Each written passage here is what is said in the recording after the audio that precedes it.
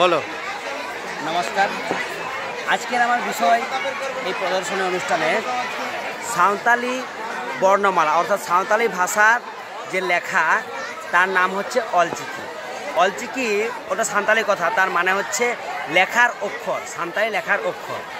তো এটা আবিষ্কার করেছিলেন আমাদের এই উড়িষ্যার একজন পণ্ডিত রঘুনাথ মুর্মু, যার নাম পণ্ডিত রঘুনাথ মুর্মু। তিনি এটি আবিষ্কার করেছিলেন 1925 খ্রিস্টাব্দ নাগাদ। এটি আবিষ্কার করেছিলেন, কিন্তু সেটা আবিষ্কার হওয়ার সত্ত্বেও প্রায় কয়েক বছর লেগে যায় সেটা প্রকাশিত হতে। তিনি নিজেই এই প্রকাশের দায়িত্ব নিয়েছিলেন 1978 খ্রিস্টাব্দ নাগাদ। তিনি ছাপাখানার মাধ্যমে এটা প্রকাশ করা শুরু করেছিলেন। সেখান থেকে প্রকাশিত যাওয়ার পর পরবর্তী সময়ে আমাদের কেন্দ্রীয় সরকার তখন সংবিধানে এই ভাষাটা যখন স্বীকৃতি হয়, আগে যখন সংবিধান তৈরি করা হয় তখন এই ভাষার স্বীকৃতি ছিল না। 2004 সালে আমাদের এই ভাষাটাকে, সাঁওতালি ভাষাটাকে স্বীকৃতি দেওয়া হয় এবং এই লেখার মাধ্যমে সাঁওতালি বাচ্চাদের পড়াশোনা শুরু হয়। তুমি কিটা করেছো এখানে? ব্রেলে ওটাকে কনভার্ট করেছো? এটা ব্রেলে করেছি, তার উচ্চারণটা, তার উচ্চারণ কনভার্ট করেছি। আচ্ছা, কি কি করেছো দেখো। এটার পড়ার দায়িত্বটা এরকম, মানে পড়ার বিষয়টা হচ্ছে এরকম, এই ধার থেকে পড়তে হয় অ, অত, অগ, অং, অল, আ, আক, আই, আজ, আম, আও, ই, ইস, ইহ, ইং, ইর, উ, উচ, এট, এন, এর, ও, ওট, ওপ, ওং, ও, মুটুটেক, গালহাটুটেক, অহর। এবার এখানে যেগুলো আছে অটা অ হিসেবে ব্যবহার হবে। এটা লেখা হয় সাধারণত ইংরেজি ভাষা। অটা অ হবে, অতটা ত হিসেবে ধরা হবে, অগটা জি হিসেবে ধরা হবে, অংটা এনজি, আইএনজি, তারপর অলটা এল, এরকম করে, যেমন আটা আ, আটটা কে, তারপরে আজটা জে, আমটা এম, আউটা ও ডাব্লু, তারপরে ইস্টা স, যে কোনো স, তারপরে ইস্টা এইচ, ইংটা আইএনজি এরকম হবে,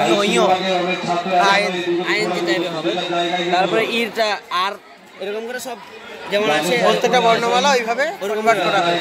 এবার যদি ওখান থেকে যদি কোনো কিছু আপনি লিখতে চান, মনে করুন আমি লিখছি আমার নামে, সাঁওতালিতে লিখছি সাগর, সাগর লিখছি, তাহলে কেমন হবে?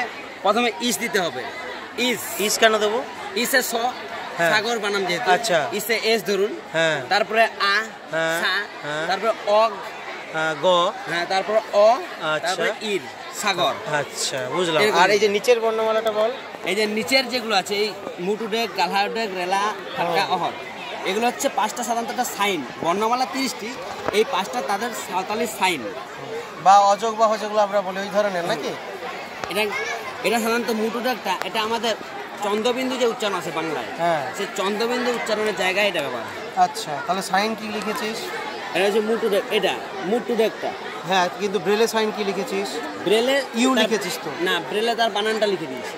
আচ্ছা, ব্রেলে ওটা, কিন্তু আমি সাইনটা যখন লিখবো না, তখন আমি কি করে লিখবো? ব্রেলে ওই সাইন হবে না, তাহলে আমি ওটাকে ব্যবহার করতে পারবো না। না, ব্রেলে আমাদের চন্দ্রবিন্দু ব্যবহার করবো, যেহেতু ব্রেল ভার্সন তো আমাদের বাংলা, তখন চন্দ্রবিন্দুই লিখবো। বল চন্দ্রবিন্দু। তাহলে তুই ওই অপশনটা পরের দিনে ওইটা অ্যাড করবি, ওটা চন্দ্রবিন্দুটা অ্যাড করবি, তাহলে কি হয়, এটা প্রমিনেন্ট হবে।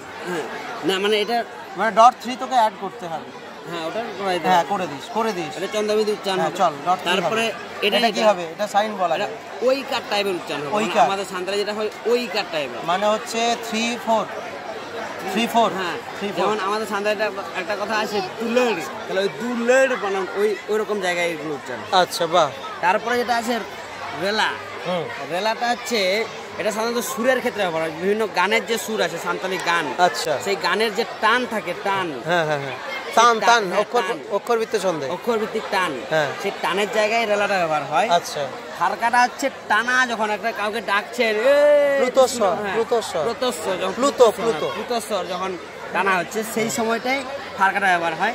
আর অহরটা সাধারণত যাতে উচ্চারণের বিকৃতি না হয়, আচ্ছা, সাধারণত এটা হসন্ত হিসেবে, আমার বাংলায় যেটা হসন্ত হয়, সেই হসন্ত হিসেবে ব্যবহার করা হয়। বাহ, দারুণ করেছিস। বাকিগুলো ঠিকঠাক করে কমপ্লিট করে নিস। খুব ভালো হয়েছে, দারুণ একটা বিষয়। একটু দেখে নিন, এই লেখার টাইপটা তো বুঝলেন কেমন হয়।